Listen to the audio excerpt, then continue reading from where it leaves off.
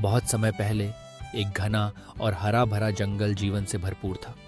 उस जंगल की गीली मिट्टी में घास की हरियाली के बीच एक छोटी सी चींटी रहती थी।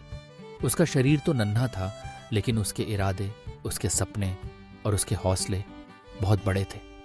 हर सुबह जब सूरज की पहली किरणें पत्तों पर चमकने लगती, वह चींटी अपने बिल से निकल आती और अपने छोटे छोटे पैरों से मेहनत की नई शुरुआत करती। उसके लिए हर दिन एक नई चुनौती था। खाने की तलाश, अनाज के दाने जुटाना और उन्हें अपने घर में सुरक्षित रखना। जंगल की हवा में ताजगी थी, लेकिन जीवन आसान नहीं था। चींटी अपना छोटा सा बोझ उठाए लंबी कतार में आगे बढ़ती, एक एक दाना चुनती और धीरे धीरे अपनी मेहनत की गाड़ी को आगे बढ़ाती। रास्ते में कई बार उसे बड़े बड़े पत्थरों से गुजरना पड़ता, कभी किसी जलधारा को पार करना पड़ता, कभी तेज धूप में पसीना बहाना पड़ता, लेकिन उसकी हिम्मत कभी डगमगाई नहीं। वह जानती थी कि हर छोटा कदम, हर छोटी कोशिश भविष्य की बड़ी खुशियों की नींव है। जंगल के बाकी जानवरों के लिए उसकी यह लगन एक पहेली थी, खासकर टिड्डा, जो हर समय गुनगुनाता, उछलता और जीवन को बस मस्ती में बिताता। वह अक्सर चींटी को छेड़ता, उसकी मेहनत पर हंसता और कहता, अरे चींटी, जिंदगी इतनी भी क्या गंभीरता से जीनी, चलो मेरे साथ गाओ, नाचो, मौज करो। इस छोटी सी जान को यूं खपाने से क्या मिलेगा।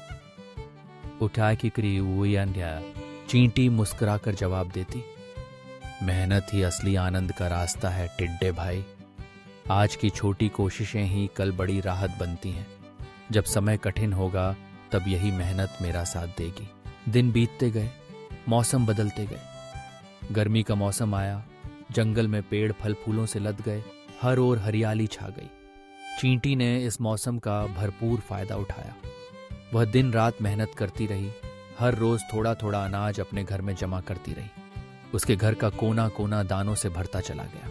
उधर टिड्डा अपनी मस्ती में मगन दिन रात गाता बजाता और खेलता रहा। उसे ना तो भविष्य की चिंता थी, ना ही आने वाले समय का ख्याल। उसे लगता था कि यह सुखद मौसम कभी खत्म नहीं होगा और हमेशा खाने पीने की कोई ना कोई चीज मिल ही जाएगी।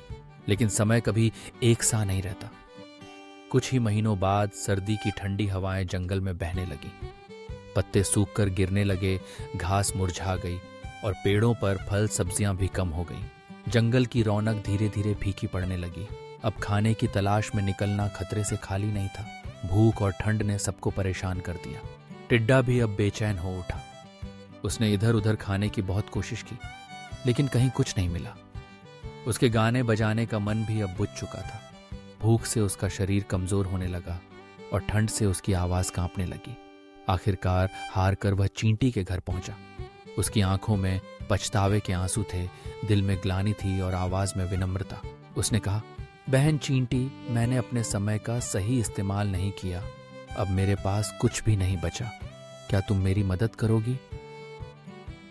बस्सा कुंभी किश्की तेगी। चींटी ने उसकी हालत देखी तो उसका दिल पसीज गया। उसने टिड्डे को अपने घर में बुलाया, उसे खाने को दिया और सर्दी से बचने के लिए जगह दी। लेकिन साथ ही उसने टिड्डे को यह भी समझाया, टिड्डे भाई, मैंने तुमसे पहले भी कहा था कि समय रहते मेहनत करना जरूरी है। आज मैं तुम्हारी मदद कर रही हूं, लेकिन आगे से तुम्हें भी मेहनत की अहमियत समझनी होगी। टिड्डा सिर झुकाकर बोला, बहन, आज मुझे अपनी गलती का एहसास हो गया है। अब मैं वादा करता हूं कि अगले मौसम में तुम्हारे साथ मेहनत करूंगा और अपना भविष्य सुरक्षित बनाऊंगा। उस दिन के बाद से टिड्डा बदल गया। जैसे ही मौसम बदला और हरियाली लौटी, उसने भी चींटी के साथ दाने इकट्ठे करने शुरू कर दिए।